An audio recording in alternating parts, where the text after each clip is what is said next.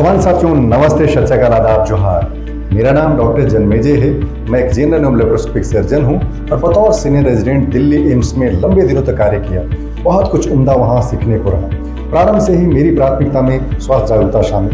पूरा देश आज महापर्व यानी छठ का महापर्व मना रहा है। साथियों, ये बड़ी ही शुद्धता का पर्व माना जाता है, प्रकृति से जुड़ा हुआ पर्व माना जाता है। लेकिन इस पर्व के दौरान बड़ी लंबी देर तक यानी तकरीबन 24-36 घंटे की फास्टिंग हो जाती है। ये व्रत जो है फास्टिंग का व्रत है, फास्ट का व्रत है। शुद्धता के साथ साथ अपने शरीर की शुद्धिकरण के भी बारे में सोचा जाता है। लेकिन इससे जुड़ी हुई स्वास्थ्य की क्या समस्याएं हो सकती है, उस पर आज हम बात करेंगे। बतौर चिकित्सक मुझे बहुत जरूरी लगा कि आज हम उन पहलुओं को भी छूने की कोशिश करें जो व्रत में हमारे सामने निकल करके आती है।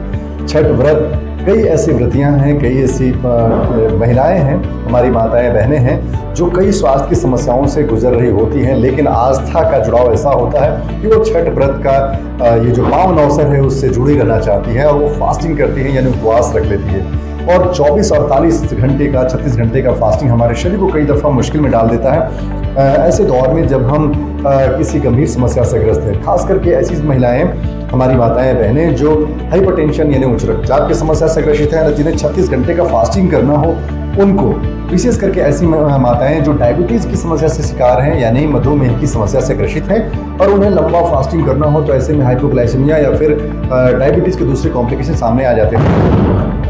बहुत लंबे देर तक पानी ग्रहण नहीं करना यानी डिहाइड्रेशन भी हमारी समस्या को बढ़ा देता है। कई महिलाएं हमारा इस व्रत से जुड़ी होती हैं जो इम्प्लांट जिनका हुआ है, जैसे किडनी ट्रांसप्लांट हुआ है, कई बड़ी ऑपरेशन हुई है, कई दूसरी समस्याओं से गुजर रही होती हैं, कई आंतों की समस्या है जैसे इन्फ्लेमेटरी बाउल डिजीज़ है, इस तरह की समस्या से गुजर रही है। मैं तो कहूँगा कोई भी ऐसी समस्या जो स्वास्थ्य की गंभीर समस्या जिसके लिए आप दवाइयाँ खा रही हैं और ये व्रत जिसमें बहुत लंबे देर तक फास्टिंग से गुजरना पड़ता है, तो आपको बड़ी ही सतर्कता की आवश्यकता है, बड़ी आपको समझदारी की जरूरत पड़ेगी।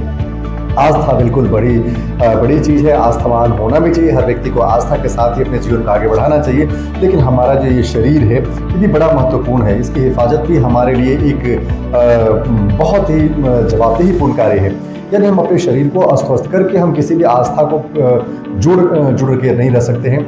अपने शरीर को अच्छा रख करके, स्वस्थ रख करके, शारीरिक मजबूती के साथ ही हम किसी भी चीज़ को आगे बढ़ा सकते हैं। इसलिए बतौर चिकित्सक तमाम आस्था को ध्यान में रखते हुए मेरी गुजारिश इतनी है कि हम अपने स्वास्थ्य का भी ख्याल रखें।